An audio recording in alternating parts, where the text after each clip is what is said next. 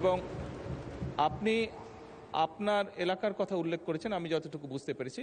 আমি এখানে সকল সংসদ সদস্যকে আশ্বস্ত করে বলতে চাই, আমরা পর্যায়ক্রমিকভাবে সমগ্র বাংলাদেশের সরকারি প্রায় 65,000 প্রাথমিক বিদ্যালয় আছে। এই 65,000 প্রাথমিক বিদ্যালয়ে প্রায় 1,20,00,000 মতন বাচ্চা আছে। আমরা পর্যায়ক্রমিকভাবে ক্লাস 1 থেকে 5 পর্যন্ত 1,20,00,000 বাচ্চাকেই আমরা এইটার ভেতরে, এই পরিকল্পনার ভিতরে নিয়ে আসবো পর্যায়ক্রমে। সেই জন্য সকল সংসদ সদস্যের এলাকাতেই আমরা যাব ইনশাল্লাহ, এবং সকল বাচ্চাদের কাছেই আমরা পৌঁছানোর চেষ্টা করব। ধন্যবাদ। মাননীয় সদস্য কামরুল হাসান, ময়মনসিংহ 6।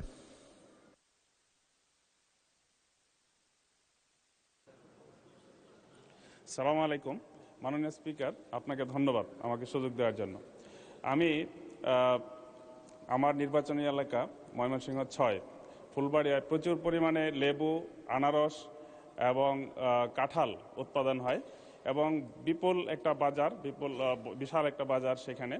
তো আমি মাননীয় প্রধানমন্ত্রীর নিকট আমার জিজ্ঞাসা হচ্ছে, এটা জাতীয় অর্থনীতিতে গুরুত্বপূর্ণ ভূমিকা পালন করতে পারে যদি সেখানে একটি কৃষিভিত্তিক শিল্পাঞ্চল গড়ে তোলা যায়। আমি মাননীয় স্পিকার, আপনার মাধ্যমে মাননীয় প্রধানমন্ত্রীর কাছে জানতে যাচ্ছি যে ফুলবাড়িয়ায় এরকম একটি শিল্পাঞ্চল, কৃষিভিত্তিক শিল্পাঞ্চল প্রতিষ্ঠা করা হবে কিনা। ধন্যবাদ মাননীয় স্পিকার। মাননীয় প্রধানমন্ত্রী। ধন্যবাদ মাননীয় স্পিকার। মাননীয় সংসদে আপনাকে ধন্যবাদ আপনার এই প্রশ্নটির জন্য। আপনার ওখানে আপনি যে বলেছেন আনারস, আপনার নিশ্চয়ই খেয়াল আছে বেশ ক বছর আগে একটি আনারসের ইন্ডাস্ট্রি করা হয়েছিল ওখানে, জানেন বোধহয় আপনি। বাট বিভিন্ন কারণে সেটি সাপোর্ট না পাওয়ার কারণে বন্ধ হয়ে গিয়েছে। আমরা উদ্যোগ গ্রহণ করছি বিভিন্ন মিল কারখানা যেগুলো বন্ধ আছে সেগুলোকে চালু করার জন্য, এবং কৃষিখাতে যে মিল ফ্যাক্টরি আছে সেগুলোকে আমরা চেষ্টা করছি আবার চালু করার জন্য। এটি গেল একটি। দ্বিতীয়টি হচ্ছে, আলাদাভাবে আপনার ওখানে হয়তো ইন্ডাস্ট্রিয়াল জোন করার পরিকল্পনাই নেই আমাদের, কিন্তু যেটা বন্ধ হয়ে গেছে সেটাকে কিভাবে চালানো যায় সেটার আমরা চেষ্টা করছি। আপনি নিশ্চয়ই খেয়াল করেছেন, এই কিছুদিন আগে আমি যে চীন সফরে গিয়েছিলাম, সেই চীন সফরে আমরা একটি তাদের সাথে চুক্তি স্বাক্ষর করেছি। আমাদের দেশে যে কাঁঠাল, এটি অত্যন্ত পপুলার। চাইনিজ মানুষরা তারা খুব পছন্দ করে কাঁঠাল। আমরা এই দেশ থেকে ইনশাল্লাহ তাদের কাছে আমরা কাঁঠাল রফতানি করব।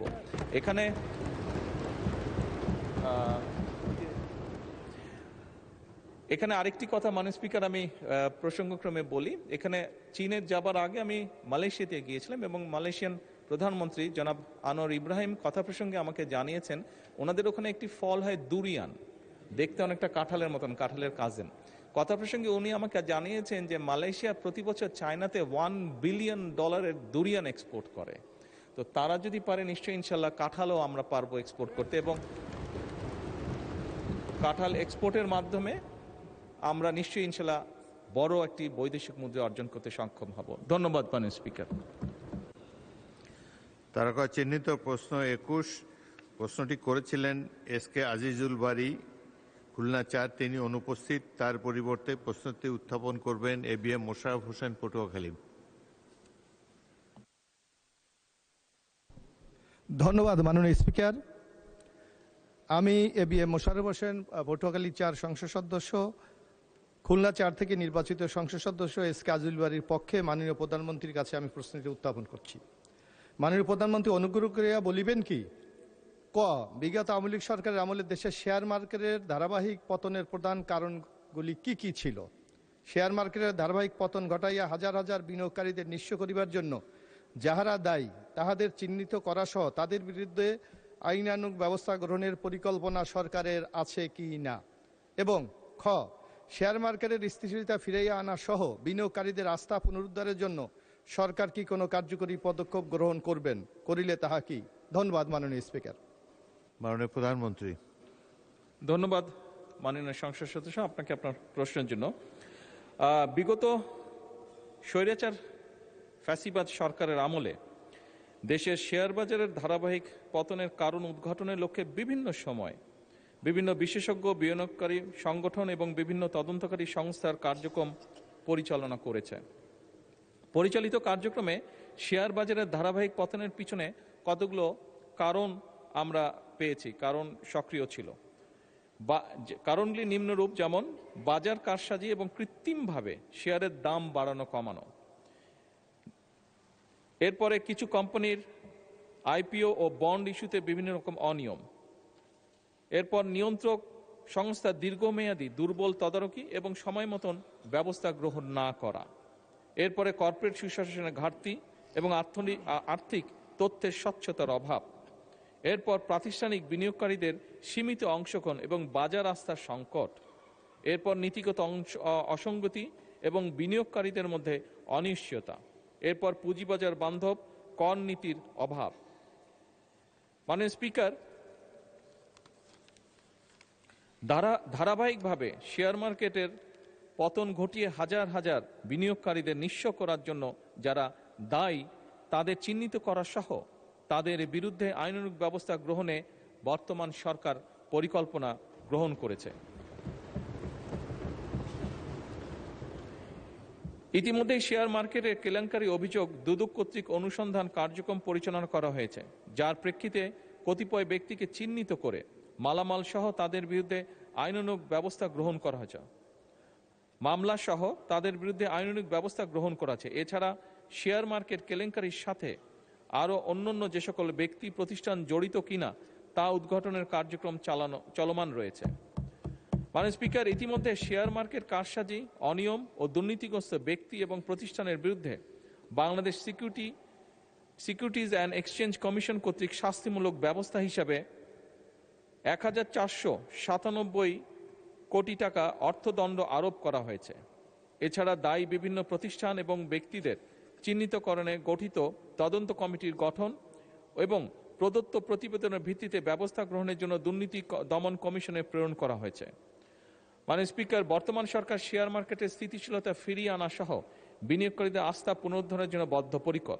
সরকার ইতিমধ্যে বিনিয়োগকারীদের আস্থা বৃদ্ধিতে সুশাসন, স্বচ্ছতা, জবাবদিহিতা, পণ্যের বৈচিত্র্যকরণের মাধ্যমে বাজারের গভীরতা বৃদ্ধি, বিনিয়োগ শিক্ষার প্রসার ইত্যাদির মাধ্যমে উন্নত এবং টেকসই পুঁজিবাজার গঠনের উদ্যোগ গ্রহণ করেছে।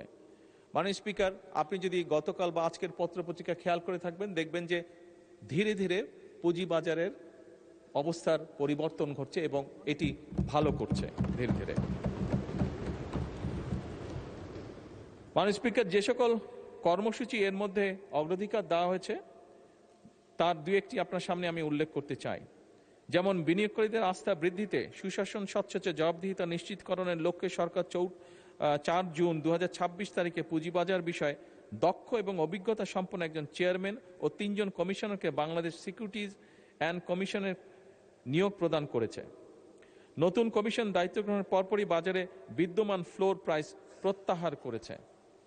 লাভজনক সরকারি মালিকানাধীন কোম্পানিসমূহের শেয়ার স্টক এক্সচেঞ্জে অফলোডের মাধ্যমে সরাসরি তালিকাভুক্তকরণে উদ্বুদ্ধ করা। এছাড়াও বহুজাতিক কোম্পানি সহ উচ্চ মূলধন সম্পন্ন কোম্পানিসমূহের শেয়ার স্টক এক্সচেঞ্জ অফলোডের মাধ্যমে সরাসরি তালিকাভুক্তকরণের সুযোগ সৃষ্টি করেছে। এসএমই কোম্পানিসমূহ ভালো মৌলভিত্তি সম্পন্ন কোম্পানি সমূহ পুঁজিবাজারে তালিকাভুক্ত করা। পুঁজিবাজার কারসাজি বন্ধে অনিয়ম সংক্রান্ত তথ্য প্রকাশ এবং প্রদানকারীর প্রয়োজনীয় সুরক্ষা ও উৎসাহ প্রদানের ব্যবস্থা গ্রহণ করা।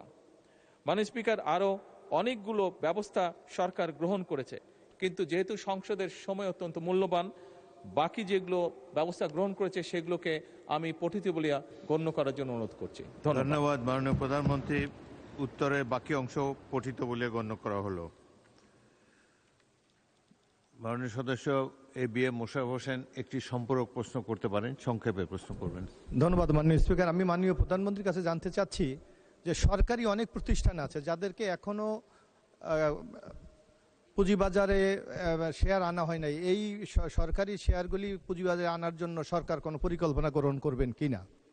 মাননীয় প্রধানমন্ত্রী। মাননীয় সংসদ, আপনাকে ধন্যবাদ।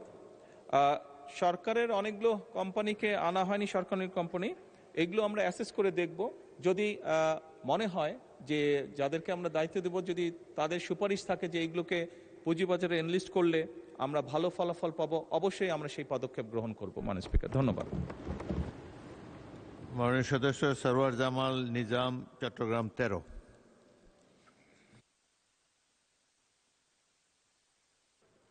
আপনাকে অশেষ ধন্যবাদ।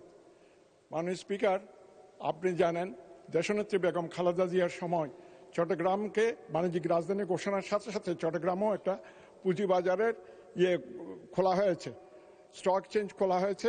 এবং আপনারা জানেন চট্টগ্রাম বাণিজ্যিক রাজধানী হিসাবে সেই সময় আমাদের বর্তমান অর্থমন্ত্রী যথেষ্ট অবদান ছিল, ওনার এটা খোলা হয়েছিল। কিন্তু বর্তমানে যে চট্টগ্রামের পুঁজিবাজার এবং ঢাকা পুঁজিবাজারের মধ্যে বিরাট বৈষম্য, এই বৈষম্য দূরীকরণ না করলে চট্টগ্রামের পুঁজিবাজারটা আস্তে আস্তে স্থগিত হয়ে যাচ্ছে এবং যে বৈষম্য আছে সেই বৈষম্য অচিরেই দূর করা হবে কিনা সেই জন্য আমি মাননীয় প্রধানমন্ত্রীর কাছে জানতে চাচ্ছি। ধন্যবাদ মাননীয় প্রধান। মাননীয় প্রধানমন্ত্রী, চট্টগ্রাম এবং ঢাকার বৈষম্য দূর হবে কিনা? ধন্যবাদ মাননীয় স্পিকার, এবং আপনার মাধ্যমে আমি মাননীয় সংসদ সদস্যকেও ধন্যবাদ জানাচ্ছি তার প্রশ্নের জন্য। উনি যেই শব্দটি উল্লেখ করেছেন ওনার প্রশ্নে, বৈষম্য, মাননীয় স্পিকার, এই সরকারের অন্যতম একটি মূল লক্ষ্যই হচ্ছে সমাজের বা দেশের বিভিন্ন জায়গায় বিভিন্ন ক্ষেত্রে যেখানে যেখানে বৈষম্য আছে, যার জন্য মানুষ বিভিন্নভাবে ডিপ্রাইভ হচ্ছে, সেই বৈষম্যকে দূর করা। এবং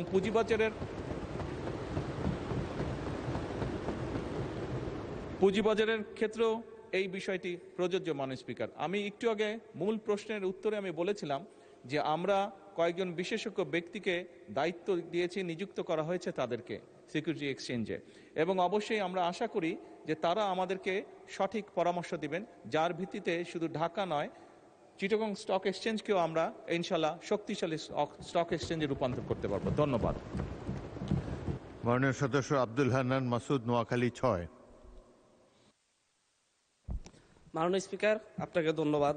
মাননীয় স্পিকার, আপনার মাধ্যমে মাননীয় প্রধানমন্ত্রীর কাছে প্রশ্ন রাখতে চাই। বাংলাদেশের কয়েক ডজন বীমা কোম্পানি যারা বিভিন্ন প্রতারণামূলক অফার দিয়ে মানুষের বীমার টাকা আত্মসাৎ করেছে এবং আওয়ামী লীগ সময়ে লক্ষ লক্ষ কোটি টাকা বীমা কোম্পানিগুলা থেকে তারা লুটপাট করে নিয়েছে। এই বীমা কোম্পানিগুলোর ব্যাপারে এবং মানুষ যারা এখানে অর্থ জমা রেখেছে সেগুলা পুনরুদ্ধারে সরকার কোনো উদ্যোগ নেবে কিনা? আমার উপজেলা সহ সারা বাংলাদেশে এরকম লক্ষ লক্ষ ক্ষতিগ্রস্ত মানুষ রয়েছেন যাদের টাকা বীমা কোম্পানিগুলো আত্মসাৎ করেছে। ধন্যবাদ মাননীয় স্পিকার। মাননীয় প্রধানমন্ত্রী। মাননীয় স্পিকার, ধন্যবাদ আপনাকে, এবং আপনার মাধ্যমে আমি সংসদ সদস্যকেও ধন্যবাদ জানাচ্ছি তার প্রশ্নের জন্য। নিশ্চয়ই সংসদ সদস্য আপনার ধারণা আছে, মাননীয় সংসদ সদস্য আপনার ধারণা আছে যে এই যে সকল যে বীমা কোম্পানি, এটার যে একটা হেড আছে তাকে ইডরা বলে, এবং আপনি নিশ্চয়ই অবগত আছেন যে ইডরা নতুন একজন চেয়ারম্যান নিযুক্ত করা হয়েছে। আপনার যেই অভিযোগ আপনি তুললেন, অলরেডি এর ভিতরেই চেয়ারম্যান এটি ইনভেস্টিগেশন করছে, এরকম যেগুলো কমপ্লেন হচ্ছে সবগুলো ইনভেস্টিগেশন করছে। ইনভেস্টিগেশনটা কমপ্লিট হলে তখন আইন অনুযায়ী আমরা ব্যবস্থা গ্রহণ করতে পারবো। ধন্যবাদ মাননীয় স্পিকার। তারকা চিহ্নিত প্রশ্ন 22, মাননীয় সদস্য মোহাম্মদ জাহিদুল ইসলাম দলু, নওগাঁ 5। আপনি প্রশ্নটি পাঠ করে উত্থাপন করুন। মাননীয় স্পিকার, আপনাকে ধন্যবাদ। আমি আপনার মাধ্যমে মাননীয় প্রধানমন্ত্রীকে অনুগ্রহ করিয়া বলিবেন কি, দেশের নতুন শিক্ষা কার্যক্রম বাস্তবায়ন, শিক্ষকদের গুণগত প্রশিক্ষণ নিশ্চিতকরণ এবং বিদ্যালয় সমূহের অবকাঠামো উন্নয়ন এবং ঝরিয়া পড়া শিক্ষার্থীদের হার শূন্যে আনিতে বাজেটের শিক্ষা খাতে বিশেষ কোনো অগ্রাধিকারমূলক বরাদ্দ আছে কিনা? ধন্যবাদ। মাননীয় প্রধানমন্ত্রী। ধন্যবাদ মাননীয় স্পিকার, ধন্যবাদ মাননীয় সংসদ সদস্য আপনার প্রশ্নের জন্য। দেশের শিক্ষাক্রম বাস্তবায়নে শিক্ষকদের যে গুণগত প্রশিক্ষণ নিশ্চিতকরণ, বিশ্ববিদ্যালয়সমূহের অবকাঠামোগত উন্নয়ন এবং শিক্ষার্থীদের অংশগ্রহণ বৃদ্ধি এবং বিশেষ করে ঝরে পড়া রোধে, অর্থাৎ শিক্ষা খাতের সার্বিক উন্নয়নে সরকার 2026 এবং 27 অর্থ বছরে বাজেটে শিক্ষা খাতে বরাদ্দ বৃদ্ধি করে প্রথমবারের মতন জিডিপির 2% উন্নীত করেছে। মাননীয় স্পিকার, 2026-27 অর্থ বছরে সেকেন্ডারি এডুকেশন ডেভেলপমেন্ট প্রোগ্রামে শিক্ষা মন্ত্রণালয়ে মোট 4199 কোটি টাকা, মাধ্যমিক ও উচ্চশিক্ষা বিভাগে 3599 কোটি টাকা এবং কারিগরি ও মাদ্রাসা শিক্ষা বিভাগে 600 কোটি টাকা বরাদ্দ রেখেছে। এডিপির আওতায় মোট 10টি স্কিম চলমান রয়েছে। এই 10টি স্কিমের মধ্যে একটি স্কিম ন্যাশনাল কারিকুলাম ডিমেনশন এবং ডিসেমিনেশন এবং শিক্ষাবৃন্দের প্রশিক্ষণের জন্য রাখা হয়েছে মাননীয় স্পিকার। এছাড়াও learning acceleration in education secondary education প্রকল্পের আওতায় শিক্ষক প্রশিক্ষণের জন্য 810 কোটি টাকা বরাদ্দ রাখা হয়েছে, যার মাধ্যমে মোট 3,47,021 জন শিক্ষক, প্রতিষ্ঠান প্রধান এবং সংশ্লিষ্ট জনবলকে প্রশিক্ষণ প্রদান করা হবে। প্রশিক্ষণ কার্যক্রমের মধ্যে রয়েছে বেসিক ট্রেনিং, বিষয়ভিত্তিক প্রফেশনাল ডেভেলপমেন্ট ট্রেনিং, শিক্ষা প্রতিষ্ঠান প্রধানদের লিডারশিপ ট্রেনিং, ভোকেশনাল শিক্ষকদের প্রশিক্ষণ, ব্লেন্ডেড লার্নিং, আইসিটি, লাইব্রেরি ব্যবস্থাপনা, শিক্ষার্থীদের মানসিক স্বাস্থ্য এবং বুলিং প্রতিরোধ ও জলবায়ু পরিবর্তন বিষয়ে প্রশিক্ষণ। মাধ্যমিক পর্যায়ের শিক্ষা প্রতিষ্ঠানের অবকাঠামো উন্নয়নে 2026-27 অর্থবছরে পরিচালন বাজেটে 3,040 কোটি টাকা বরাদ্দ করা হয়েছে, যার মধ্যে মাধ্যমিক ও উচ্চশিক্ষা বিভাগে 2,196 কোটি টাকা এবং কারিগরি ও মাদ্রাসা শিক্ষা বিভাগের অনুকূলে 844 কোটি টাকা বরাদ্দ রাখা হয়েছে। মাননীয় স্পিকার, আরও অনেকগুলো ব্যবস্থা নেওয়া হয়েছে, কিন্তু আমি আগেও বলেছি অত্যন্ত মূল্যবান সময় এই সংসদে, সেই জন্য বাকি যে উত্তরগুলো আছে সেগুলোকে পঠিত বলিয়া গণ্য করার জন্য অনুরোধ করছি। ধন্যবাদ। ধন্যবাদ মাননীয় প্রধানমন্ত্রী। এই প্রশ্নের উত্তরের বাকি অংশ পঠিত বলে গণ্য করা হলো। জনাব জাহিদুল ইসলাম ধলু, আপনি একটি সম্পূরক প্রশ্ন করতে পারেন, সরাসরি প্রশ্ন করুন। মাননীয় স্পিকার, আপনাকে ধন্যবাদ। আমি মাননীয় প্রধানমন্ত্রীকে বলতে চাই যে আমাদের নওগাঁয় শিক্ষা কার্য, যেহেতু এগ্রিকালচার এলাকা, এখানে একটি কৃষি বিশ্ববিদ্যালয় করা যায় কিনা সে ব্যাপারে আমি মাননীয় প্রধানমন্ত্রী জানতে চাই। মাননীয় প্রধানমন্ত্রী। ধন্যবাদ মাননীয় স্পিকার, ধন্যবাদ মাননীয় সংসদ আপনার প্রশ্নের জন্য। অবশ্যই নওগাঁ একটি কৃষি প্রধান এলাকা। অ্যাকচুয়ালি বলতে গেলে শুধু নওগাঁ না, সমগ্র বাংলাদেশই কম বেশি কৃষি প্রধান একটি দেশ। আমাদের দেশের অধিকাংশ মানুষের পেশাই কৃষি, এবং সেজন্যই আমরা 2,75,00,000 কৃষকের কাছে সরাসরিভাবে কৃষক কার্ড পৌঁছাতে চাই। আপনি যেই কথাটি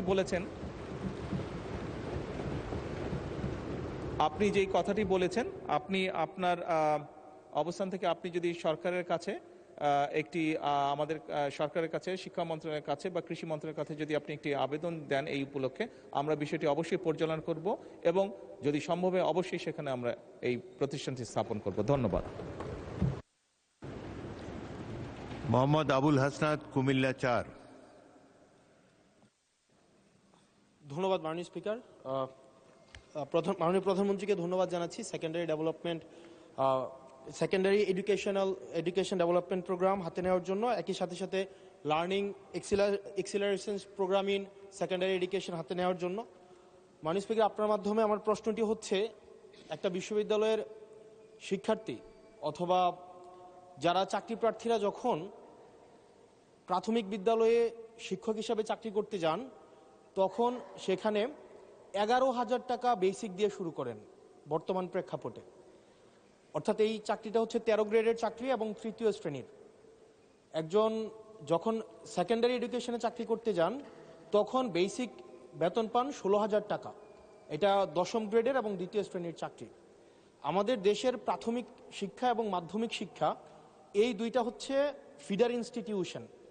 আমরা যদি ভালো শিক্ষার্থী ফিডার ইনস্টিটিউশন থেকে আমরা টারশিয়ারিতে পাঠাতে পারি, তাহলে সেখানে একটা রিসার্চ বেসড আমরা একটা আউটকাম পাবো। মাননীয় প্রধানমন্ত্রীর কাছে আমার প্রশ্ন, বর্তমান বাস্তবতায় 11,000 টাকা বেসিক এবং 16,000 টাকা বেসিক দিয়ে এই আসলে শিক্ষক হতে আগ্রহ নিয়ে এসে এখানে আসলে দিন শেষে সার্ভাইভ করা খুব কঠিন হয়ে যায়। সেজন্য প্রাথমিক এবং মাধ্যমিক শিক্ষকদের বর্তমান প্রেক্ষাপটে, আপনিও বিদেশে দীর্ঘদিন থেকে এসেছেন, আপনি সেখানে শিক্ষা প্রতিষ্ঠানগুলো দেখেছেন, সেই বাস্তবতায় আমরা এই ফিডার ইনস্টিটিউশনগুলোর শিক্ষকদের মান উন্নয়নের জন্য, তাদের বেতন বৃদ্ধির জন্য, যাতে করে বেশি বেশি মানুষ বা শিক্ষার্থী এই ধরনের চাকরিগুলি করতে আগ্রহী হয়, সেটার জন্য আপনার বিশেষ কোনো পরিকল্পনা রয়েছে কিনা সেটি জানতে চাচ্ছি মাননীয় স্পিকার। মাননীয় প্রধানমন্ত্রী। মাননীয় স্পিকার, আপনাকে ধন্যবাদ এবং জনাব হাসনাত, আপনাকেও ধন্যবাদ আপনার প্রশ্নের জন্য। আপনি নিশ্চয়ই খেয়াল করেছেন এই বাজেট সেশনে আপনি উপস্থিত ছিলেন, এবং আমার এই প্রথম প্রশ্ন যেটা ছিল মূল প্রশ্ন, সেখানে আমি বলেছি যে এই বাজেটে টোটাল জিডিপির 2% আমরা শিক্ষার জন্য রেখেছি। এবং শুধু তাই নয়, আমাদের যেটি পরিকল্পনা আছে, আমরা পরিকল্পনা মতন যদি আগাতে পারি ইনশাল্লাহ আমরা শিক্ষা খাতে বাজেট 5 বছর শেষে 5% নিয়ে যেতে চাই। এবং অবশ্যই এগুলো আমরা যখন দেখেছি স্বৈরাচারের সময় শুধু বিল্ডিং হয়েছে, কিন্তু হিউম্যান রিসোর্সের কোনো উন্নতি হয় নাই। আমি আপনার সাথে সম্পূর্ণ একমত যে আমরা যদি আমাদের প্রাইমারি এবং সেকেন্ডারি এই শিক্ষকদেরকে যদি আমরা সঠিকভাবে ট্রেনিং দিতে না পারি, কিন্তু শুধু ট্রেনিং না, ট্রেনিংয়ের সাথে তাদেরকে তাদের সম্মানীয় যদি বৃদ্ধি করতে না পারি, তাহলে অবশ্যই আমরা প্রত্যাশা করি না যে তারা ভালো কিছু ডেলিভার করতে পারবেন। আমাদের তাদেরকে প্রশিক্ষণ দেওয়ার যেরকম কর্মসূচি রয়েছে, প্রশিক্ষণ দেওয়ার যেরকম পরিকল্পনা রয়েছে বোথ সেকেন্ডারি অ্যান্ড প্রাইমারি, একই সাথে পর্যায়ক্রমিকভাবে আমরা যাতে তাদের সম্মানীয় বৃদ্ধি করতে পারি। আমরা অনেক সময় দেখেছি প্রাইমারি স্কুলের টিচাররা, এই সংসদের দাঁড়িয়েও আমি বলেছি যে অনেক সময় আমরা এখনও দেখি যে প্রাইমারি স্কুলের শিক্ষকরা তাড়াতাড়ি করে ক্লাস করিয়ে হয়তো আরেকটি একটি কোনো জবে অথবা কৃষিকার্যে যেটাই হোক একটি সেকেন্ড জবে তাকে যেতে হয়, তা না হলে তার জন্য সংসার চালানো কষ্টকর হয়ে যায়। সেকেন্ডারি স্কুলের ক্ষেত্রেও আমরা অনেক শিক্ষকের ক্ষেত্রেই দেখেছি এরকম ঘটনা ঘটে। এই কাজটি যাতে তাদের না করতে হয় এবং তারা যাতে সঠিকভাবে তাদের সময় এবং তাদের মেধা শিক্ষার্থীদের পেছনে ব্যয় করতে পারেন, সেই জন্য তাদের সম্মানই বাড়ানো প্রয়োজন বলে আমরাও মনে করি। এবং পর্যায়ক্রমিকভাবে আমরা এই কাজটি ইনশাল্লাহ করব এই দেশে। ধন্যবাদ মাননীয় স্পিকার। মাননীয় সদস্য হেলেন জেরিন খান, মাদারীপুর। প্রধানমন্ত্রী যে উত্তর দিয়েছেন সেই সম্পর্কে সম্পূরক প্রশ্ন করবেন। মাননীয় স্পিকার, আপনাকে ধন্যবাদ। মাননীয় প্রধানমন্ত্রীর কাছে আমার প্রশ্ন হলো, যখনই বিএনপি ক্ষমতায় আসে তখনই দেখা যায় নারীর উন্নয়ন, নারী শিক্ষা, নারী জাগরণে যুগান্তকারী ভূমিকা রাখে। এবারও আমরা দেখেছি মাননীয় প্রধানমন্ত্রী, বিশেষ করে দেশনেত্রী বেগম খালেদা জিয়া ম্যাট্রিক এবং ইন্টারমিডিয়েট পর্যন্ত যে অবৈতনিক শিক্ষা ব্যবস্থা চালু রেখেছিলেন সেটা আবার ডিগ্রি পর্যন্ত নিয়ে গিয়েছেন। সেই জন্য ব্যক্তিগতভাবে ধন্যবাদ দিচ্ছি। আমি যে প্রশ্নটি করতে চাই মাননীয় প্রধানমন্ত্রীকে, মাননীয় প্রধানমন্ত্রী, আমি 91 থেকে 96 পর্যন্ত এদেশের সর্ববৃহৎ মহিলা কলেজ ইডেন বিশ্ববিদ্যালয় কলেজের নির্বাচিত ভিপি ছিলাম, এবং সেই সময় আমি মাননীয় শিক্ষামন্ত্রী এবং মাননীয় প্রধানমন্ত্রী দেশনেত্রী বেগম খালেদা জিয়ার সাথে আমি কথাও বলেছিলাম, এবং সেই সময় অসংখ্য দেশনেত্রী বেগম খালেদা জিয়ার নেতৃত্বে ইডেন কলেজকে বিশ্ববিদ্যালয় করবার জন্য সকল প্রস্তুতি সম্পূর্ণ হয়েছিল। শুধুমাত্র রাজনৈতিক অস্থিরতার কারণে ওই সময় ডিক্লারেশনটা দেওয়া হয় নাই। এখন আমি বলতে চাই মাননীয় প্রধানমন্ত্রীর কাছে আমার বিনীত আবেদন যে এখন ইডেন কলেজে প্রায় 23,000 ছাত্রী লেখাপড়া করছে, ওই কলেজটিকে বিশ্ববিদ্যালয় করার কোনো পদক্ষেপ নেবেন কিনা। এই ব্যাপারে মাননীয় স্পিকার আপনারও সমর্থন চাচ্ছি, কারণ আপনার সহধর্মিনী মহিষী নারী বিশিষ্ট শিক্ষাবিদ দিলারা হাফিজ আপা ওই কলেজের প্রিন্সিপাল ছিলেন, কাজে আপনি ওই ব্যাপারে অবগত আছেন। মাননীয় স্পিকার, আপনাকে ধন্যবাদ। মাননীয় প্রধানমন্ত্রী। ধন্যবাদ মাননীয় স্পিকার, ধন্যবাদ মাননীয় সংসদ সদস্য আপনার প্রশ্নের জন্য। আপনার প্রশ্নের একদম প্রিসাইজ উত্তরটি আমার কাছে নেই, এটা খুব সম্ভব আমাদের শিক্ষামন্ত্রী ওনার কাছে থাকবে। এই বিষয়ে কি পরিকল্পনা আছে?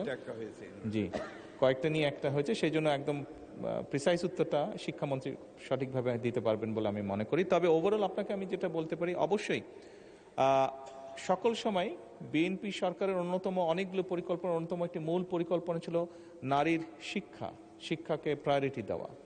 এবং আপনি নিশ্চয়ই জানেন বিএনপি বর্তমান সরকার নারী শিক্ষার পাশাপাশি নারীদের এম্পাওয়ারমেন্ট, অর্থাৎ অর্থনৈতিকভাবেও যাতে তারা শক্তিশালী হতে পারে, এম্পাওয়ার্ড হতে পারে, সেই জন্য ফ্যামিলি কার্ড চালু করেছে।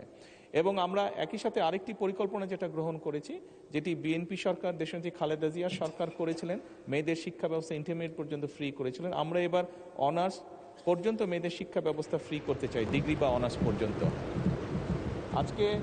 আজকে আমাদের সাথে গ্যালারিতে অনেক নারী শিক্ষার্থী উপস্থিত আছে, তারাও সরাসরি এই সংসদ অধিবেশনটি দেখছে।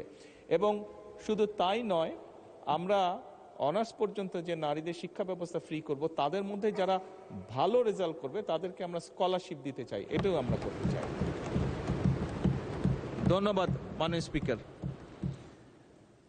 মাননীয় সদস্যবৃন্দ, মাননীয় প্রধানমন্ত্রীর জন্য নির্ধারিত প্রশ্ন জিজ্ঞাসা ও উত্তর পর্ব এখানেই শেষ হলো।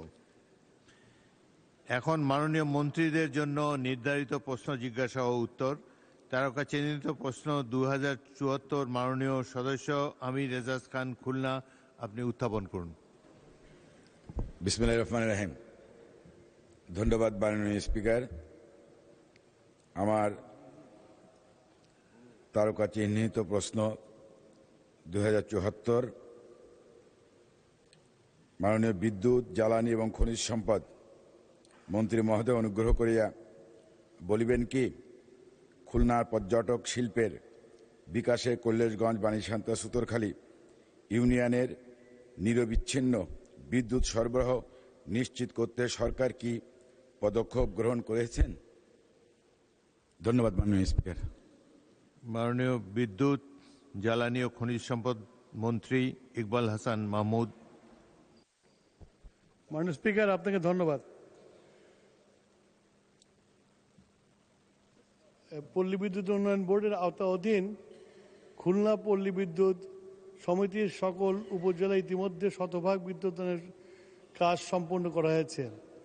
বর্তমানে নিরবিচ্ছিন্ন বিদ্যুৎ সরবরাহ নিশ্চিত করার লক্ষ্যে খুলনা পল্লী বিদ্যুৎ সমিতির আওতাধীন খুলনা জেলার দোকোপ উপজেলার কৈলাসগঞ্জ ও সুতারখালী ইউনিয়নের সকল এলাকায় নিম্নবর্ণিত কার্যক্রম চলমান রয়েছে। বিদ্যমান লাইন নিয়মিত রক্ষণাবেক্ষণ, ঝুঁকিপূর্ণ পুরাতন লাইন সংস্কার এবং প্রয়োজনীয় ক্ষেত্রে উচ্চ সাইজের কন্ডাক্টর স্থাপন করা, ওভারলোডেড বিতরণ ট্রান্সফরমার পর্যায়ক্রমে উচ্চ ক্ষমতার ট্রান্সফরমার দ্বারা প্রতিস্থাপন করা হচ্ছে। এছাড়াও নিরবিচ্ছিন্ন বিদ্যুৎ সরবরাহ নিশ্চিত করার জন্য বর্তমানে পল্লী বিদ্যুৎ উন্নয়ন বোর্ডের আওতায় খুলনা প্রবাসের দোকোপ উপজেলায় বিদ্যুৎ উন্নয়ন বোর্ডের দৈনিক বিতরণ ব্যবস্থার আধুনিকরণ ও ক্রমবর্ধমান প্রকল্পের আওতায় বিদ্যমান 33 কেবি এবং 11 কেবি বিতরণ লাইনসমূহ আপগ্রেডের কার্যক্রম চলমান রয়েছে। আপগ্রেডেশন কাজ সম্পূর্ণ হলে নিরবিচ্ছিন্ন বিদ্যুৎ সরবরাহ নিশ্চিত করা সম্ভব হবে। ধন্যবাদ মাননীয় স্পিকার। আমির এজাজ খান, খুলনা একটি সম্পূরক প্রশ্ন করতে পারেন। ধন্যবাদ মাননীয় স্পিকার। ধন্যবাদ মাননীয় মন্ত্রী মহোদয়কে। মাননীয় মন্ত্রী, খুলনা 1 আসনের সুতরখালী সহ উপকূলীয় অনেক এলাকায় এখনো নির্ভরযোগ্য বিদ্যুৎ সরবরাহ নিশ্চিত করা যায় নাই। ঘূর্ণিঝড়, জলোচ্ছ্বাসের সময় বিদ্যুৎ ব্যবস্থা বারবার ক্ষতিগ্রস্ত হয় এবং দীর্ঘ সময় বিদ্যুৎ বিচ্ছিন্ন থাকে। এই সময় এলাকায় টেকসই বিদ্যুৎ অবকাঠামো, ভূগর্ভস্থ বা দুর্যোগ সহনশীল বিদ্যুৎ লাইন স্থাপন এবং সৌর বিদ্যুতের মতন নবায়নযোগ্য জ্বালানি সম্প্রসারণের সরকারের কি বিশেষ উদ্যোগ গ্রহণ করেছেন? ধন্যবাদ মাননীয় স্পিকার। মাননীয় মন্ত্রী। মাননীয় স্পিকার, আমাদের দেশে বর্ষাকালে ঘূর্ণিঝড়, বৃষ্টি সবসময় লেগে আছে। আপনার এইসব যখন দুর্যোগের জন্য লাইন বিচ্ছিন্ন হয়ে যায়, সেজন্য আমরা জলদি করে যাতে এই লাইনকে আবার ফিরিয়ে আনা যাওয়া যায়, সেই জন্য আমাদের টিম প্রস্তুত থাকে।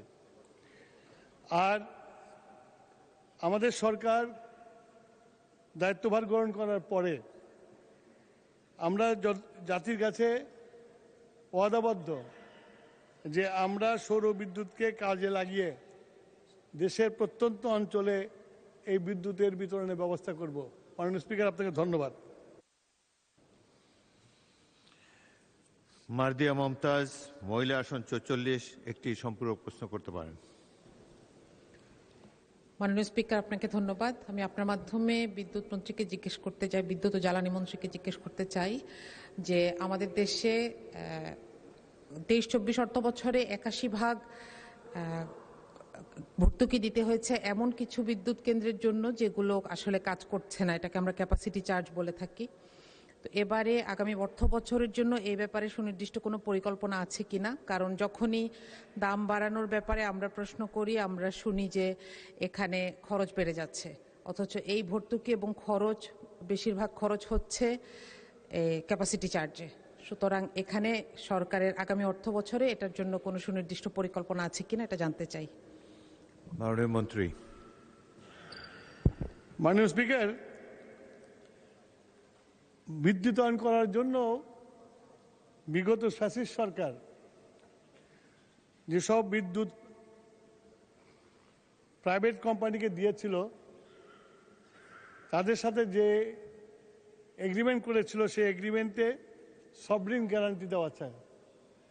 সবরিন গ্যারান্টি হচ্ছে হলো রাষ্ট্রের গ্যারান্টি আপনার, এবং এই গ্যারান্টি বাতিল করা জন্য যে ব্যবস্থা গ্রহণ করবে সেই ব্যবস্থা অনেক সময় সাপেক্ষ। আমরা চেষ্টা করছি তাদের সাথে আরও অনেক জিনিস জড়িত আছে, সেই সব জিনিসগুলোকে বিশেষ করে লেট পেমেন্ট ফিস এগুলো আমরা দেব না বলে আলোচনা করছি। আশা করি সেটা আমরা ফলপ্রসূ আলোচনা করতে পারবো। তাছাড়া ইনফ্রাস্ট্রাকচারে যখন বিদ্যুৎ উৎপাদন ঢুকে যায় তখন সিস্টেমকে চালিয়ে রাখার জন্য কোনো বিদ্যুৎ কেন্দ্রের সাথেই জোড়াজড়ি করা যায় না, শক্ত নেগোসিয়েশন করা যায় না। সেই জন্য যতদিন পর্যন্ত এদের সাথে চুক্তি আছে আমরা চেষ্টা করব যাতে বিদ্যুতের দাম কমিয়ে নিয়ে আসা যায় এবং সহজ মূল্যের বিদ্যুৎ দেওয়া যায়। এর সাথে আরেকটা জিনিস যোগ হয়েছে, ইরান ইসরায়েলি যুদ্ধের ফলে জ্বালানির মূল্য বৃদ্ধি পেয়ে গেছে। জ্বালানি মূল্য বৃদ্ধি পাওয়ার ফলে আমাদেরকে মাঝে মাঝে এই ভর্তুকি কমানোর জন্য বিদ্যুতের দামের সাথে সম্মিলন করতে হয়, সেই জন্য বিদ্যুতের দাম বাড়ে। মাননীয় স্পিকার, আপনাকে ধন্যবাদ।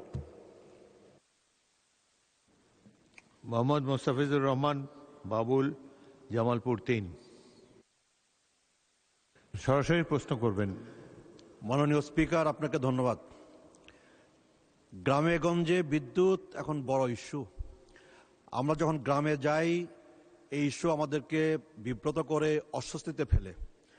মাননীয় মন্ত্রীর কাছে আমার বিনীত প্রশ্ন যে আমার নির্বাচনী এলাকা মেলান্দ মাদারগঞ্জ, এই দুই উপজেলায় পিক আওয়ারে বিদ্যুতের চাহিদা হচ্ছে 43 মেগাওয়াট আর বর্তমানে প্রাপ্তি হচ্ছে 27 মেগাওয়াট। অফ পিক আওয়ারে চাহিদা হচ্ছে 38 মেগাওয়াট, প্রাপ্তি হচ্ছে 25 মেগাওয়াট। প্রতিদিনই 34 থেকে 38% লোডশেডিংয়ে পড়তে হচ্ছে আমার দুই উপজেলার বিদ্যুতের গ্রাহকদের। এই পরিস্থিতি থেকে উত্তরণ কবে নাগাদ সম্ভবপর হবে এবং কবে নাগাদ আমরা আমাদের নির্বাচনী এলাকায় বিদ্যুতের গ্রাহকদেরকে আশ্বস্ত করতে পারবো এবং এই লোডশেডিংয়ের হাত থেকে পরিত্রাণ দিতে পারবো? মাননীয় মন্ত্রী অনুগ্রহ করে বলবেন। ধন্যবাদ মাননীয় স্পিকার। মাননীয় মন্ত্রী। মাননীয় স্পিকার, ময়মনসিংহ এলাকাতে আমাদের ট্রান্সমিশনের সমস্যা আছে, ট্রান্সমিশন লাইনের সমস্যা আছে। আমরা এই ট্রান্সমিশন লাইনের প্রকল্প গ্রহণ করেছি। আপনি জানেন মাননীয় স্পিকার যে আমাদেরকে ট্রান্সমিশনের জন্য বড় বড় টাওয়ার তৈরি করতে হয়।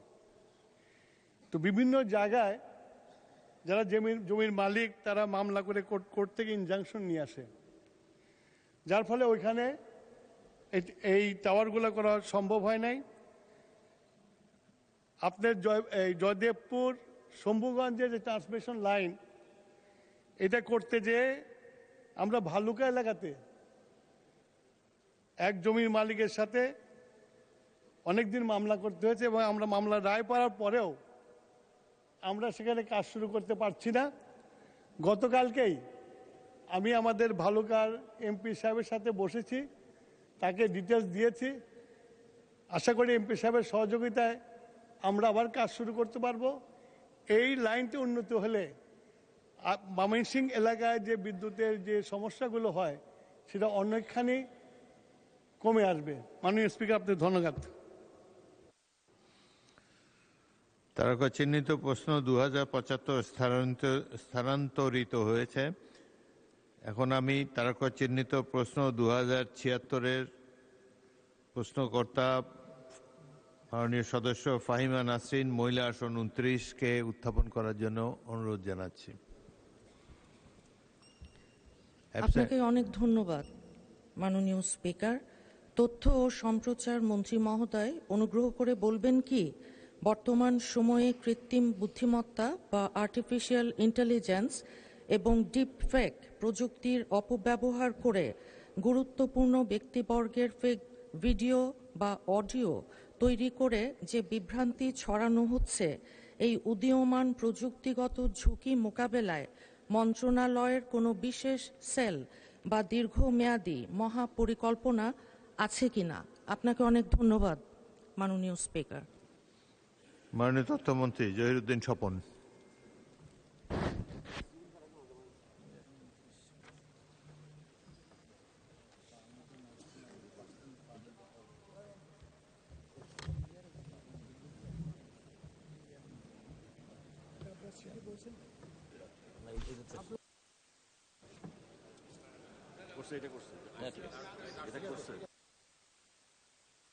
মাননীয় স্পিকার, আমি দুঃখিত। ধন্যবাদ মাননীয় স্পিকার আমাকে সুযোগ দেওয়ার জন্য, এবং আমাদের মাননীয় সংসদ সদস্য যিনি প্রশ্ন উত্থাপন করেছেন তাকেও ধন্যবাদ জানাই। বর্তমান সময়ে কৃত্রিম বুদ্ধিমত্তা, আর্টিফিশিয়াল ইন্টেলিজেন্স ও ডিপফেক প্রযুক্তির অপব্যবহার করে গুজব, অপতথ্য, ভুয়া তথ্য, বিভ্রান্তি ছড়ানোর অপচেষ্টা প্রতিরোধে আমাদের মন্ত্রণালয় বিভিন্ন কার্যক্রম আমরা বাস্তবায়ন করার চেষ্টা করছি। তথ্য ও সম্প্রচার মন্ত্রণালয়ের অধীনে স্বায়ত্তশাসিত প্রতিষ্ঠান পিআইবি এবং এর তত্ত্বাবধানে পরিচালিত বাংলা ফ্যাক্ট কার্যক্রম সক্রিয়ভাবে দায়িত্ব পালন করছে। এ পর্যন্ত বাংলা ফ্যাক্ট 860টি ফ্যাক্ট চেক, বিশ্লেষণ, অনুসন্ধানী প্রতিবেদন, ভিডিও, রিল প্রকাশ করছে। এর মধ্যে বর্তমান সরকার দায়িত্ব গ্রহণের পর 306টি প্রকাশিত হয়েছে। বর্তমানে গড়ে প্রতিদিন 3 থেকে 5টি দাবির সত্যাসত্য যাচাই করে প্রতিবেদন প্রকাশ করা হচ্ছে। ইতিমধ্যে গুরুত্বপূর্ণ ব্যক্তিবর্গের নাম ও পরিচয় ব্যবহার করে পরিচালিত 137টি ভুয়া ফেসবুক অ্যাকাউন্ট, পেজ ও গ্রুপ, সংবাদ মাধ্যমের অনুকরণে পরিচালিত 16টি অপতথ্যভিত্তিক ওয়েবসাইট। মাননীয় মন্ত্রী, দীর্ঘ উত্তর আপনি চাইলে পঠিত বলে গণ্য হতে পারে। আমি জাস্ট এই প্যারাগ্রাফটা শেষ করছি। 300টির অধিক বিভ্রান্তিকর ফেসবুক অ্যাকাউন্ট এবং 100টি এক্স অ্যাকাউন্ট চিহ্নিত করা হয়েছে। বাকি অংশটুকু পঠিত বলে গণ্য করার জন্য অনুরোধ করছি। ধন্যবাদ। উত্তরের বাকি অংশ পঠিত বলে গণ্য হলো। মাননীয় সদস্য ফাহিমা নাসরিন, আপনি একটি সম্পূরক প্রশ্ন করতে পারেন। আপনাকে অনেক ধন্যবাদ মাননীয় স্পিকার। আমরা সম্প্রতি দেখেছি যে আর্টিফিশিয়াল ইন্টেলিজেন্সের ব্যবহার করে আমাদের দেশে ট্রাফিক ব্যবস্থার একটা প্রভূত উন্নতি সাধিত হয়েছে। আমরা জানি যে fake, false, fabricated video social মিডিয়ায় আমাদের মাননীয় প্রধানমন্ত্রী এবং তার পরিবারের উপরও যেমনভাবে তৈরি করা হয়েছে, সেইভাবে নারী পুরুষ সবাইকে নিয়েই বিভিন্ন রাজনীতিবিদ সহ শিল্পী, সাংস্কৃতিক কর্মী, ছাত্রী, শিক্ষক আমরা কেউ ভিকটিম এবং সার্ভাইভার হয়েছে। এখন বলা হয় যে সামনে যে সাইবার যুদ্ধ হবে সেটা ঢাল তলোয়ার নিয়ে মাঠে কিংবা ময়দানে নয়। সেই প্রস্তুতি আমাদের আছে কিনা, এবং 4 কোটি যেই তরুণ প্রজন্ম আমাদের আছে, আমাদের জনসংখ্যার একটা সিংহভাগ, তাদেরকে যথোপযুক্ত ট্রেনিং দিয়ে তাদের দক্ষতা বৃদ্ধির মাধ্যমে এই সামনের যেই দিনগুলো আছে সেখানে বৈশ্বিক পরিস্থিতিকে মাথায় রেখে সব রকম প্রস্তুতি গ্রহণ করে আমরা তৈরি আছি কিনা। ধন্যবাদ মাননীয় স্পিকার। মাননীয় মন্ত্রী। মাননীয় স্পিকার, আপনার মাধ্যমে আমি মাননীয় সংসদ সদস্যকে ধন্যবাদ জানাই যে অত্যন্ত প্রাসঙ্গিক একটি প্রশ্ন তিনি উত্থাপন করেছেন। আমরা সকলেই এ বিষয়ে অবগত আছি এবং অনেকেই এ বিষয়ে ভুক্তভোগী আছি, এবং সে কারণেই আমাদের মাননীয় প্রধানমন্ত্রী ইতিমধ্যেই তথ্য মন্ত্রণালয়, আমি সহ অন্যান্য সংশ্লিষ্ট ব্যক্তিবর্গকে ডেকে এ বিষয় সম্পর্কে আমাদেরকে বারবার পরামর্শ দিয়েছেন, নির্দেশ দিয়েছেন। আপনার মাধ্যমে মাননীয় সংসদ সদস্যকে জানিয়ে রাখতে চাই যে আমাদের বর্তমান যে কাঠামো, এই কাঠামোটি বোঝার সুবিধার্থে আমরা একটা অ্যানালগ সিস্টেমের সঙ্গে তুলনা করতে পারি এবং সমস্যার যে চরিত্র, সেই চরিত্রটি আসলে ডিজিটাল প্ল্যাটফর্মের চরিত্র। সে কারণে আমাদেরকে একটা রূপান্তর প্রক্রিয়ার মধ্যে যেতে হচ্ছে। প্রচলিত জনবল কাঠামোতে এটা কাভার করতে না পারার কারণে মাননীয় প্রধানমন্ত্রীর নির্দেশে আমরা আপাতত প্রকল্পের ভিত্তিতে সমস্যাগুলিকে চ্যালেঞ্জ থেকে মোকাবিলা করতে চাচ্ছি। সেই লক্ষ্যে ইতিমধ্যেই আমরা 2টি প্রকল্প হাতে নিয়েছি। আশা করি পর্যায়ক্রমে আমরা ধারাবাহিকভাবে এটার একটা আধুনিক এবং ডিজিটাল প্রবলেমের ডিজিটাল সলিউশন আমরা বের করতে পারব। মাননীয় সদস্য রাশেদুল ইসলাম, শেরপুর 1।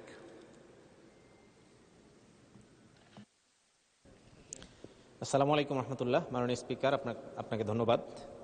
আপনার মাধ্যমে মাননীয় মন্ত্রী মহোদয়ের কাছে জানতে চাওয়া, এখানে কৃত্রিম বুদ্ধিমত্তা দিয়ে নির্মিত বিভিন্ন ফেক কন্টেন্ট সংক্রান্ত বিষয়ে সমাধানের জন্য যে উদ্যোগগুলো রাখা হয়েছে সেগুলো অ্যানালগ।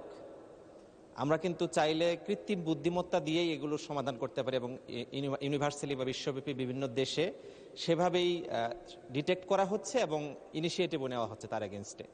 আমার জানার বিষয় 2টা, যে কৃত্রিম বুদ্ধিমত্তার ব্যবহার করে ডিপফেক তৈরি ও প্রচারকারীদের শনাক্ত করা দ্রুত এবং তাদের বিরুদ্ধে কার্যকর আইনগত ব্যবস্থা গ্রহণের জন্য সরকার কি কোনো বিশেষ প্রযুক্তিগত ব্যবস্থা বা জাতীয় এআই নীতিমালা প্রণয়নের উদ্যোগ নিয়েছে বা নেবে?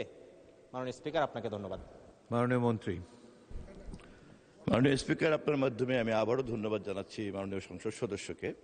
আমি আমার পূর্বতন প্রশ্নের উত্তরে অনেকটাই আমি বলেছি যে অ্যানালগ সিস্টেম থেকে আমরা কিভাবে ডিজিটাল সিস্টেমে যেতে পারি। সেই চ্যালেঞ্জটা মোকাবেলা করার মধ্যেই নিহিত আছে এই সমস্যাগুলিকে আমরা কতটা সমাধান করতে পারবো, কতটা পারবো না। অত্যন্ত সঠিকভাবেই মাননীয় প্রধানমন্ত্রী এটা নির্ধারণ করেছেন, চিহ্নিত করেছেন এবং আমাদেরকে সে বিষয়ে পরামর্শ দিয়েছেন এবং কাজে লাগাচ্ছেন।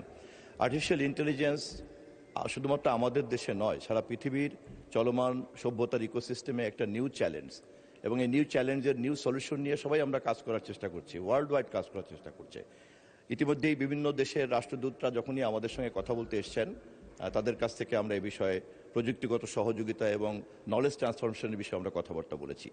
আপনারা নিশ্চয়ই জানেন যে গত কিছুদিন আগে মাননীয় প্রধানমন্ত্রী চীন সফর করেছেন এবং সেখানে তার সফর সঙ্গী হিসাবে তথ্য মন্ত্রণালয়ের পক্ষ থেকে আমরা বেশ কয়েকটি সমঝোতা স্মারকে স্বাক্ষর করেছি এবং সেই সমঝোতা স্মারকের মধ্যে একটা গুরুত্বপূর্ণ বিষয় ছিল যে কৃত্রিম বুদ্ধিমত্তা বিষয়ে চীনের যে অভিজ্ঞতা, জ্ঞান এবং প্রযুক্তিগত উন্নয়ন, সেটাকে আমরা কিভাবে বিনিময় করতে পারি।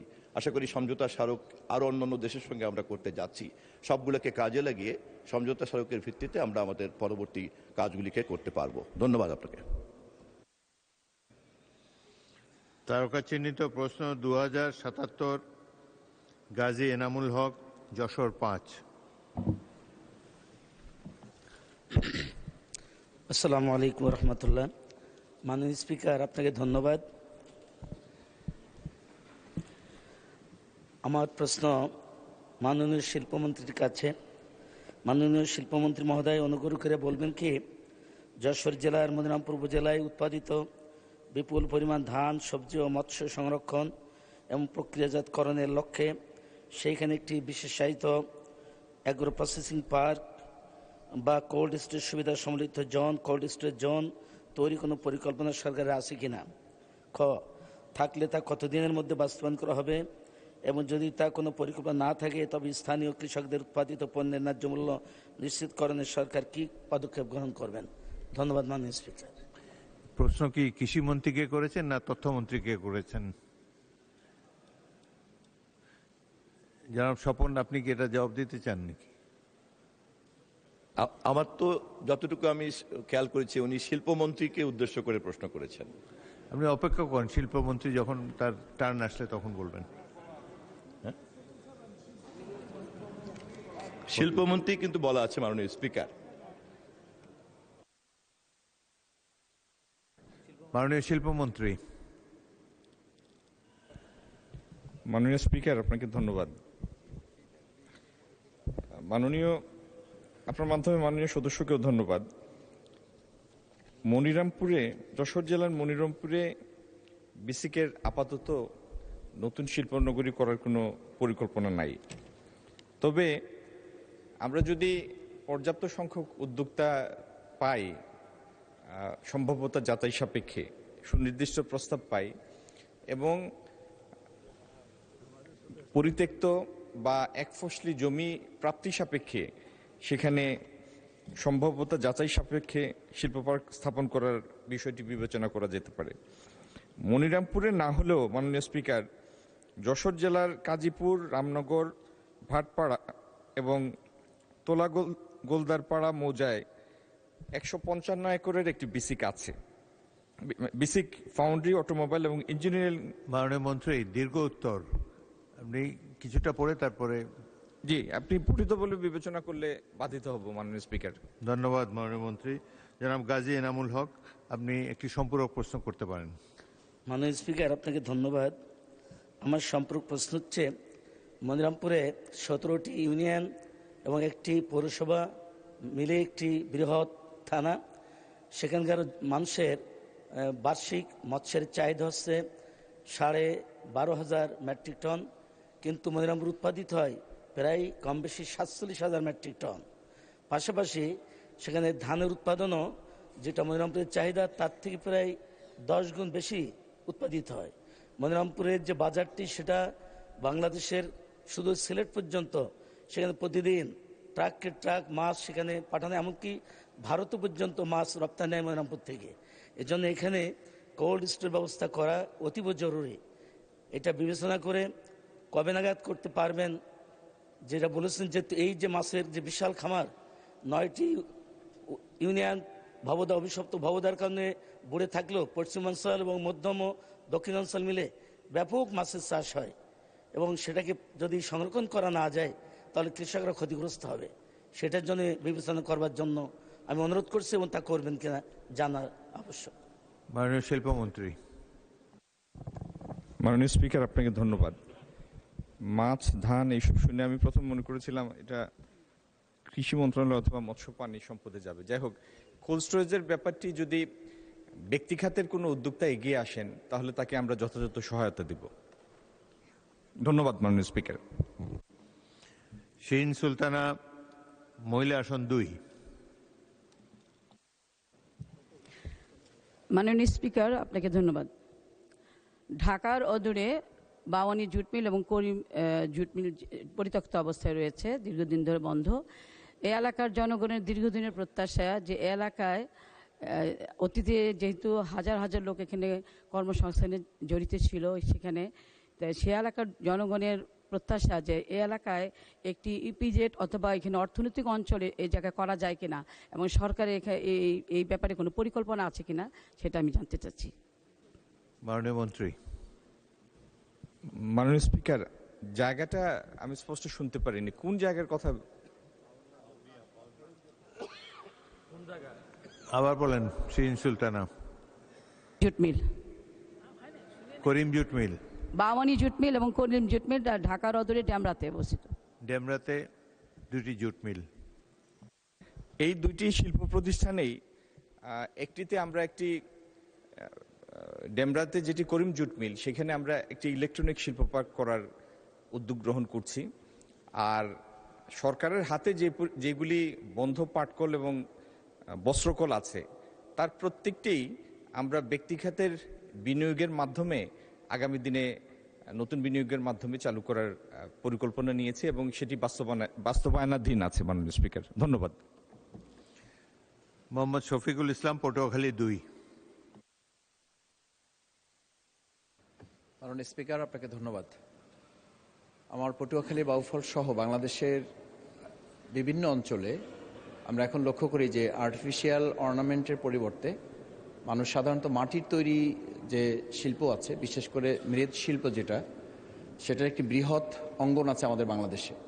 বিশেষ করে আমার বাউফলে প্রায় 5,500 মানুষ এটার সাথে সম্পৃক্ত, এবং সেখানে জিআই অন্তর্ভুক্ত করার জন্য, জিওগ্রাফিক্যাল ইন্ডিকেশনে নেওয়ার জন্য তারা এই পর্যন্ত একটা বিশেষ প্রকল্প তারা চালু করেছে এবং প্রচেষ্টাও চালিয়েছে। এ ব্যাপারে আমি মাননীয় মন্ত্রী মহোদয়ের কাছে জানতে চাই যে এই মৃৎশিল্প বাংলাদেশের একটা গুরুত্বপূর্ণ অধ্যায়, এবং এটি আগামী দিনে জলবায়ু পরিবর্তনের সাথে সম্পৃক্ত হওয়ার কারণে এটা বিশ্বে অত্যন্ত জনপ্রিয় এবং গুরুত্বপূর্ণ অধ্যায় রচনা করছে। সেই ক্ষেত্রে আমার পটুয়াখালী বাউফলের এই মৃৎশিল্প সহ বাংলাদেশের যে একটা গুরুত্বপূর্ণ খাত আছে, এই মৃৎশিল্প খাতকে জিআই অন্তর্ভুক্ত করে এটাকে একটি গুরুত্বপূর্ণ অধ্যায়ে পরিণত করার সুযোগ আমাদের হাতে আছে কিনা, মাননীয় মন্ত্রী এ ব্যাপারে বলবেন কিনা? মাননীয় শিল্পমন্ত্রী।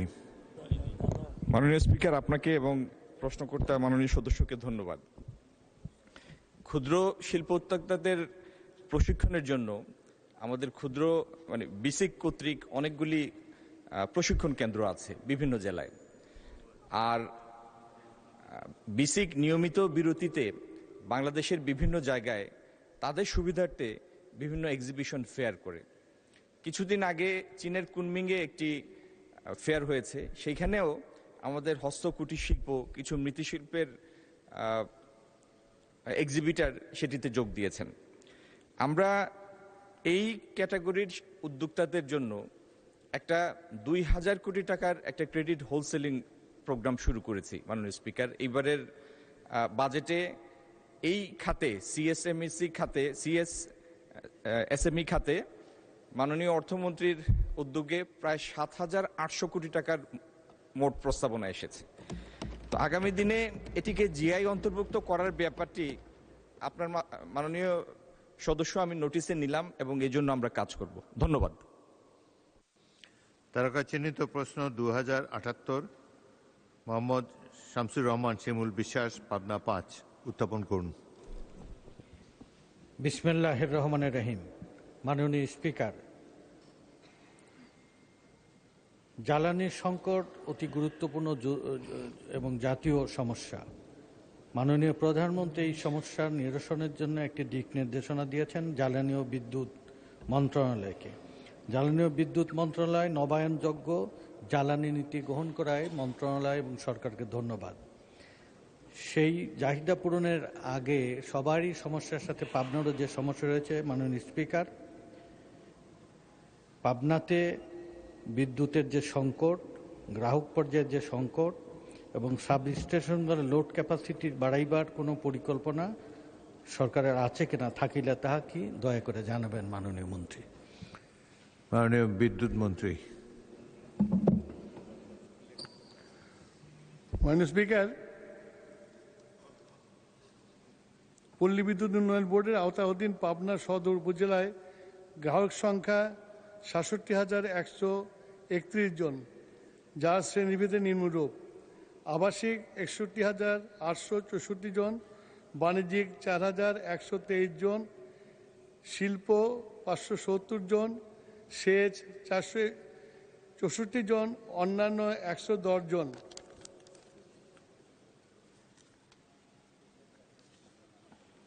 বর্তমানে উক্ত এলাকায় 20টি MDA, 10টি MVA ক্ষমতা সম্পন্ন 2টি বিদ্যুৎ উপকেন্দ্র বিদ্যমান রয়েছে। নির্বাচনী এলাকা 72 পাবনা 5-এর গ্রাহক সেবার মান বৃদ্ধির লক্ষ্যে পাবনা 2 শ্রীপুর উপকেন্দ্রের ক্ষমতা 10 MVA হতে 20 MVA উন্নতিকরণের জন্য ইতিমধ্যে নতুন একটি 10/14 MVA পাওয়ার ট্রান্সফরমার উপকেন্দ্রের প্যাড স্থাপন করা হয়েছে। এছাড়া পল্লী বিদ্যুৎ বোর্ডের এই আওতায় অনুমোদিত প্রক্রিয়াধীন রাজশাহী ও রংপুর বিভাগের আওতাধীন পল্লী বিদ্যুৎ উন্নয়ন বোর্ডের 21টি পল্লী বিদ্যুৎ সমিতির এলাকায় বৈদ্যুতিক বিতরণ ব্যবস্থার আধুনিকরণ, ক্ষমতাবর্ধন শীর্ষক প্রকল্পের এলাকায় একটি 10/14 MVA উপকেন্দ্র নির্মাণের সংস্থান রাখা হয়েছে। মাননীয় স্পিকার, আপনাকে ধন্যবাদ। শামসুর রহমান শিমুল বিশ্বাস একটি প্রশ্ন করতে পারেন, সম্পূরক প্রশ্ন। মাননীয় স্পিকার, আপনাকে ধন্যবাদ। মাননীয় স্পিকার, আপনি জানেন অতি গুরুত্বপূর্ণ পারমাণবিক বিদ্যুৎ কেন্দ্রের নিরাপত্তা এবং জরুরি প্রয়োজনে ঈশ্বরদীতে একটি বিমানবন্দর চালুর প্রক্রিয়া চলছেন। বিমানবন্দরের সাথে এবং পাবনার বিদ্যুৎ সরবরাহ যদি নিশ্চিত না করা যায়, এর সুফল আমরা পাব না। মন্ত্রণালয় এবং মাননীয় মন্ত্রীকে এ বিষয়ে এখনই গুরুত্ব দিয়ে কাজ করার জন্য আমি করবেন কিনা আমি জানতে চাচ্ছি। ধন্যবাদ। মাননীয় মন্ত্রী। মাননীয় স্পিকার, যখন এই বিমানবন্দরটি স্থাপন করা হবে তখন সেই সব বিমানবন্দরে আমরা এক্সপ্রেস লাইনের ব্যবস্থা করি, যাতে বিদ্যুতের কোনো সমস্যা হলে এক্সপ্রেস লাইনের মাধ্যমে ওই বিমানবন্দরগুলিকে বিদ্যুৎ দিয়ে সচল রাখা যায়। মাননীয় স্পিকার, আপনাকে ধন্যবাদ। মোহাম্মদ শামীম কাসার, গাইবান্ধা 4। মাননীয় স্পিকার, আপনাকে ধন্যবাদ। মাননীয় স্পিকার, আমি আগেও একবার বলেছি যে আমাদের রংপুর বিভাগের প্রবেশদ্বার গোবিন্দগঞ্জে ধানের শীষের পতাকা উঠছে। 4টি জেলা 19টি আসনের মধ্যে আমি সংখ্যালঘু ধানের শীষ, আগেও বলেছি। মাননীয় স্পিকার, আমাদের এখানে অনেক মাননীয় সদস্য আছেন যারা গারো পাহাড়ের পাদদেশে তাদের আসন, কেউ কালো রঙের পাদদেশে। আমাদের ওখানে একটা কাহাওয়াত আছে, একটা কথা আছে যে আমাদের আসনটা নাকি জান্নাতের পাদদেশে। কেন বলে জানি না, তো বলতে চাচ্ছিলাম এই জন্যই, এটা আসলে এরকম হয় না। আমাদের ওখানে কাছাকাছি মহস্থানগড়ে বিপিজিসি বাংলাদেশ পাওয়ার গ্রিড কোম্পানির সাবস্টেশন আছে, এদিকে পলাশবাড়িতে আছে, কিন্তু আমাদের এই গোবিন্দগঞ্জের অবহেলিত এই 4,70,000 ভোটার, প্রায় 6 লক্ষ অধিবাসীর জন্য বিপিজিসির কোনো সাবস্টেশন নাই। এর ফলে আমাদের এখানে কোচাশহর হোসিয়ারি শিল্প প্রায় 2000 ক্ষুদ্র শিল্প, সেগুলো ব্যাহত হচ্ছে। এবং গতকালও এই ঝড় বৃষ্টির কারণে প্রায় 8 ঘন্টা প্লাস ইলেকট্রিসিটি ছিল না। তো আমি একটু আমার মাননীয় বিদ্যুৎ মন্ত্রী মহোদয়কে বলতে চাই, আমাদের এই কথিত জান্নাতের পাদদেশে সংখ্যালঘু ধানের শীষ আমার এই অবহেলিত গোবিন্দগঞ্জে বিপিজিসি একটি সাবস্টেশন করা হবে কিনা। মাননীয় স্পিকার, আপনাকে ধন্যবাদ। মাননীয় বিদ্যুৎ মন্ত্রী, ভালো উত্তর দিলে আপনি জান্নাতে যেতে পারবেন। মাননীয় স্পিকার, গোবিন্দগঞ্জ তো জান্নাতই হবে আপনার, কেননা গোবিন্দগঞ্জ আমার নানার শ্বশুর বাড়ি। তো আমি মাননীয় সংসদকে বলতে চাই যে আপনার পিজিসিবি হচ্ছিল ট্রান্সমিশন লাইন নির্মাণ করে, এবং এই ট্রান্সমিশন লাইন হাই ভোল্টেজের লাইন হয় আপনার। এই হাই ভোল্টেজ লাইন থেকে যখন আমরা ডোমেস্টিকে নিয়ে এসে স্টেপ ডাউন করতে হয়, তো যেহেতু ওনাদের কাছাকাছি ট্রান্সমিশন লাইন আছে, সেই জন্য গোবিন্দগঞ্জে যে সাবস্টেশন আছে সেই সাবস্টেশনে ভোল্টেজ স্টেপ ডাউন করে আমাদের ডোমেস্টিক লাইনে আমরা দেই। আমি ওনার যে সমস্যাটার কথা বললেন সেটা হলো ডিস্ট্রিবিউশন লাইনকে আপগ্রেড করতে হবে। আমি নোট করলাম, কালকেই ওনার এলাকাতে যদি কোনো সমস্যা থাকে সেটাকে উন্নত করার জন্য কাজ হাতে নেব। ধন্যবাদ মাননীয় স্পিকার। তারকা চিহ্নিত প্রশ্ন 2079, মোহাম্মদ আবু ওয়াহাব আকন্দ ওয়াহিদ, ময়মনসিংহ 4। ধন্যবাদ মাননীয় স্পিকার। মাননীয় তথ্য সম্প্রচার মন্ত্রী মহোদয়, অনুগ্রহ করিয়া বলিবেন কি, গ্রামীণ জনগোষ্ঠীর তথ্যপ্রাপ্তি সহজতর করিতে ময়মনসিংহ সদর উপজেলায় ডিজিটাল তথ্য সেবা কমিউনিটি ইনফরমেশন সেন্টার অথবা অনুরূপ কোনো প্রকল্প চালু করিবার পরিকল্পনা আছে কি? থাকিলে তাহা কবে নাগাদ? ধন্যবাদ মাননীয় স্পিকার আপনাকে। মাননীয় তথ্যমন্ত্রী। ধন্যবাদ মাননীয় স্পিকার, এবং ধন্যবাদ মাননীয় সংসদ সদস্য আপনাকে প্রশ্ন করার জন্য।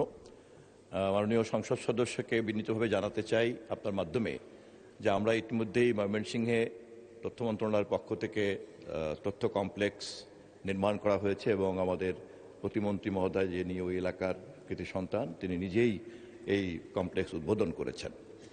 আমরা এভাবে বাংলাদেশের প্রায় পর্যায়ক্রমে সব জায়গাতেই তথ্য কমপ্লেক্স নির্মাণ করে আধুনিক জায়গাতে যাব, এবং এই কমপ্লেক্সকে ঘিরে যাতে গ্রামীণ পর্যায়ে, কমিউনিটি পর্যায়ে সেবা দেওয়া যায়, সেই কারণেই ইতিমধ্যে উল্লেখিত প্রশ্নোত্তরে আমি বলেছি যে প্রকল্পগুলি গ্রহণ করেছি, সেই প্রকল্পের জনবলকে দিয়ে আমরা এই কমিউনিটিতে তথ্য সরবরাহের ব্যবস্থা গ্রহণ করব। ধন্যবাদ আপনাকে। আবু ওয়াহাব আকন্দ একটি সম্পূরক প্রশ্ন করতে পারেন। ধন্যবাদ মাননীয় স্পিকার। আমি বর্তমান সবচেয়ে জনপ্রিয় সরকার প্রধান, সংসদ নেতা জনাব তারেক রহমান মহোদয়, মাননীয় মন্ত্রী জহিরুদ্দিন স্বপন, প্রতিমন্ত্রী ইয়াসির খান চৌধুরী সহ আমার প্রিয় মানুষদের পক্ষ থেকে আমি তাদেরকে ধন্যবাদ জানাই, অভিনন্দন জানাই। ধন্যবাদ মাননীয় স্পিকার। মাননীয় মন্ত্রী,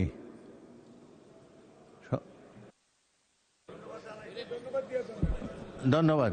ধন্যবাদের প্রত্যুত্তরে আপনার মাধ্যমে মাননীয় সংসদ সদস্যের মাধ্যমে ময়মনসিংহবাসীকেও ধন্যবাদ, মাননীয় প্রধানমন্ত্রীর পক্ষ থেকে ধন্যবাদ জানাচ্ছি। মাননীয় সদস্য সরওয়ার জামাল নিজাম, কি পয়েন্ট অফ অর্ডার ছিল আপনার? যদি রেলিভেন্ট হয় বলেন, নতুবা না বলাই ভালো। বলুন। মাননীয় স্পিকার, আপনাকে অশেষ ধন্যবাদ। মাননীয় স্পিকার, আপনি জানেন আমার নির্বাচনী এলাকা আনোয়ারা কর্ণফুলী, এবং আনোয়ারা হলো একদম বঙ্গোপসাগরের পাদতলে অবস্থিত এবং বাংলাদেশের সর্বদক্ষিণে অবস্থিত, এবং কর্ণফুলী হলো কর্ণফুলীর অববাহিকায় অবস্থিত। গত 4 দিনের বৃষ্টিতে আমার আনোয়ারা কর্ণফুলী পুরা সয়লাভ হয়ে গেছে। মানুষ অসম্ভব, মানুষের অবস্থা খুবই খারাপ, পানি উঠেছে বিভিন্ন জায়গায়, এবং আমার 2 উপজেলার ইউএনওদের সাথে আমার সার্বক্ষণিক যোগাযোগ হচ্ছে। ওনারা বলছেন ধন্যবাদ। বিস্তরভাবে আপনার ভোটাররাও শুনছে। ধন্যবাদ। মাননীয় সদস্য, এটা তো পয়েন্ট অফ অর্ডার হলো না, তবুও আমি ত্রাণমন্ত্রীর দৃষ্টি আকর্ষণ করছি, আপনি তার সাথে সরাসরি যোগাযোগ করবেন। মাননীয় সদস্যবৃন্দ, সংসদের বৈঠক আসরের নামাজের জন্য 30 মিনিটের বিরতি দেওয়া হলো। আসর